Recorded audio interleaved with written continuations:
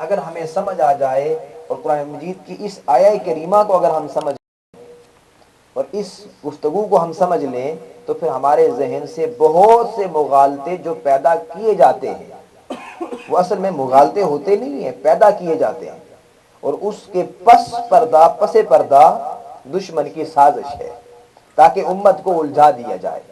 امت کو آپس میں جب اختلافات میں ڈال دیا جائے گا، الجھا دیا جائے گا، امت کی فکر سوچ بٹ جائے گی، سو امت کا عمل بٹ جائے گا۔ جب امت عملی فکری طور پر منتشر ہو جائے گی تو اس کی جو قوت تھی وہ پارا پارا ہو جائے گی۔ جب قوت پارا پارا ہو گئی، امت ٹکڑے ٹکڑے ہو گئی، تو پھر دوسروں کو قبضہ کر لینا بڑا آسان ہوتا ہے۔ سو پھر وہ حاوی ہو جاتے ہیں دشمن کی یہ سازش ہے، اور ہم سب نے اس سازش کو ناکام بنانا ہے، اس سازش کو ناکام بنانا ہے۔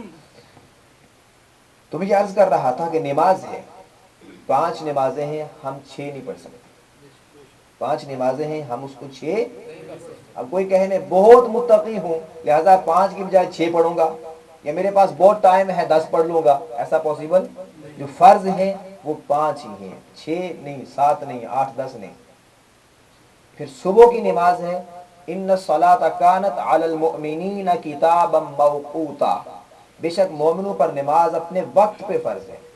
اب صبح کی نماز ہے، کوئی کہے کہ چونکہ صبح میں اٹھ نہیں سکا لہذا اٹھتا نہیں ہوں، لیٹ اٹھتا ہوں، نیند بہت آتی ہے لہذا مجھے 10 11 12 بجے پڑھنی چاہیے، تو کیا پاسبل ہے؟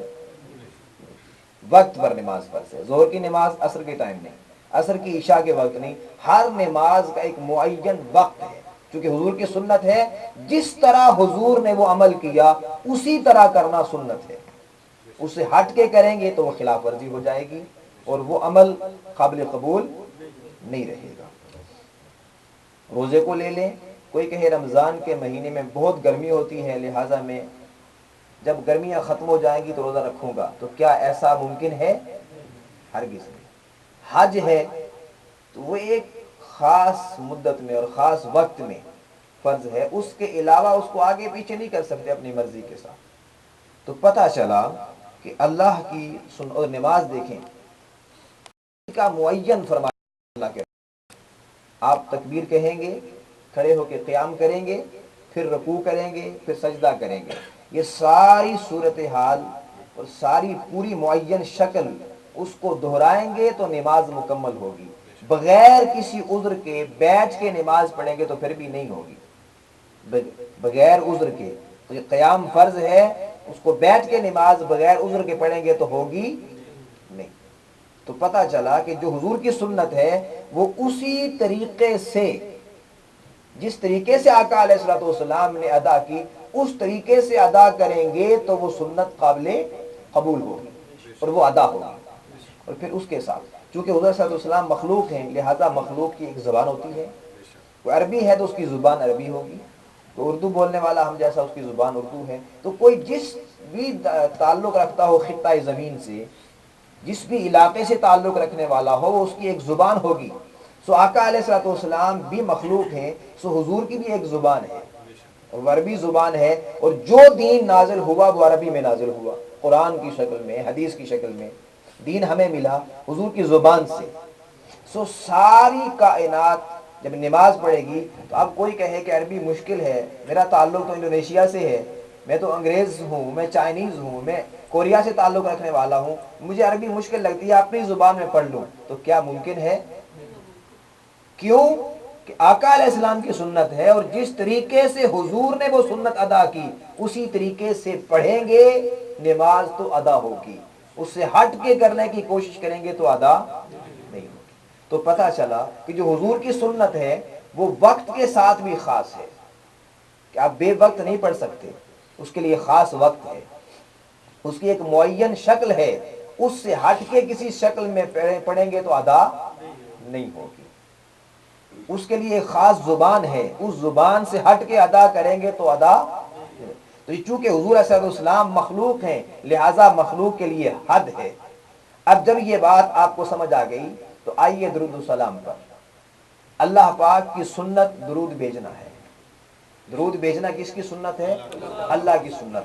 اللہ زبان سے پاک ہے، اللہ کسی زبان کا پابند، وہ ساری زبانوں کا خالق ہے، لہذا اس کی سنت بھی کسی ایک زبان کے ساتھ خاص نہیں ہے، وہ ہر جہت سے، حیت سے، شکل و صورت سے پاک ہے، لہذا اس کی سنت بھی ہر شکل و صورت سے پاک ہے، وہ کسی زمانے کا محتاج نہیں ہے، پابند نہیں ہے کسی وقت کا، وقت کے ساتھ مقید نہیں ہے، ہر وقت اسی کا پیدا کرتا ہے، وہ ہر وقت سے آزاد ہے۔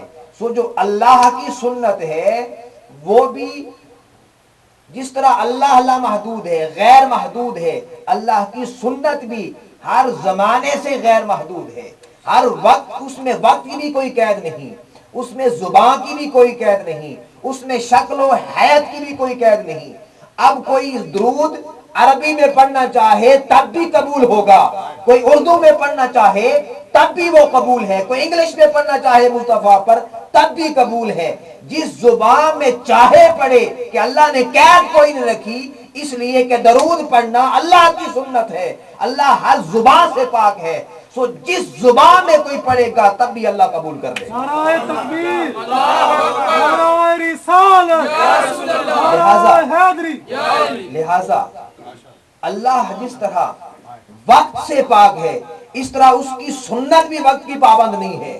نماز ایک وقت کے اندر فرض ہے، روزہ وقت کے اندر فرض ہے، حج، زکوٰۃ اور باقی کام ایک حد کے اندر، وقت کے اندر فرض ہے، مگر مصطفیٰ پہ درود کوئی صبح پڑھے تب بھی جائز ہے، کوئی رات کو پڑھے تب بھی جائز ہے، فجر کو پڑھے تب بھی جائز ہے، عصر کے وقت پڑھے تب بھی جائز ہے، نماز سے پہلے پڑھے تب بھی جائز ہے، نماز کے بعد پڑھے تب بھی جائز ہے، کوئی اذان سے پہلے پڑھے تب بھی جائز، کوئی اذان کے بعد پڑھے تب بھی جائز۔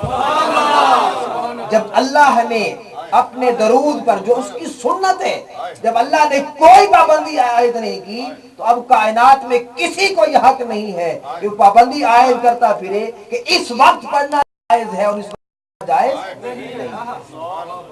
کسی کو حق نہیں ہے، کسی کو حق نہیں ہے۔ دین و شریعت اللہ اس کے رسول کا ہے، کسی انسان کا نہیں ہے۔